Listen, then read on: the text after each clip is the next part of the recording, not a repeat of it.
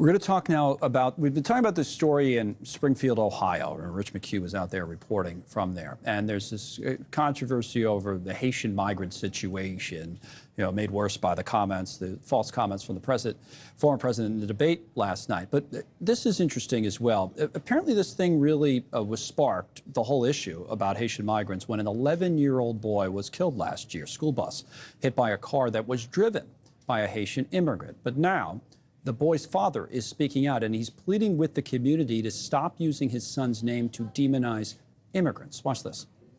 I wish that my son, Aiden Clark, was killed by a 60-year-old white man. I bet you never thought anyone would ever say something so blunt. But if that guy killed my 11-year-old son, the incessant group of hate-spewing people would leave us alone. The last thing that we need is to have the worst day of our lives violently and constantly shoved in our faces. But even that's not good enough for them. That's a different perspective on things as Geraldo Rivera rejoins the program now. Your thoughts on all of this, Geraldo? Watching them, that father and mother, husband and wife, so sincere, so loving, so anti-racist, so generous in spirit, so forgiving. I want to hug them. I love them. It reminds me of Molly Tibbetts' dad in Iowa. She was killed by an illegal immigrant. And again, the father there said she would hate the way they were using my story, her story, to point blame or to really demonize the immigrant community. These are the real people. These are people who have every right to be filled with rage, to even be hateful. You would forgive them, but they're not. They're the opposite.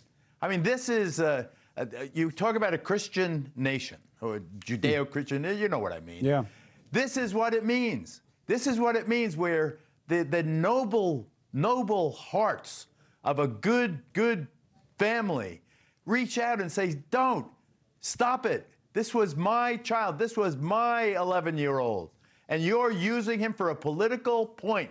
And we resent it deeply. Stop it. And that's what I want to say. I try to say that every time one of these awful things happen.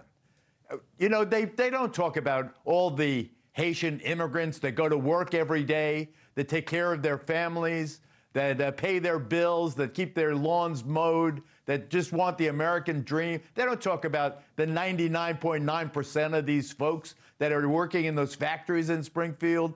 They have repopulated the way they are up in Passaic, New Jersey, and Patterson, New Jersey, and some of these other communities where the immigrants have come. It's awful that 20,000 Haitians were dumped in this one town of only 60,000 people. It was awful. Whoever did that should be fired. But that doesn't dehumanize the people who are there. Why are they there? For opportunity. And listen to the parents of the case that is being used as the prime example of why these immigrants are others. That they're horrible, they're dangerous, they're destructive, they come to steal your livelihood and rape your daughter. These are the real people. Right. And they say stop. They say give them a respite from your hatred.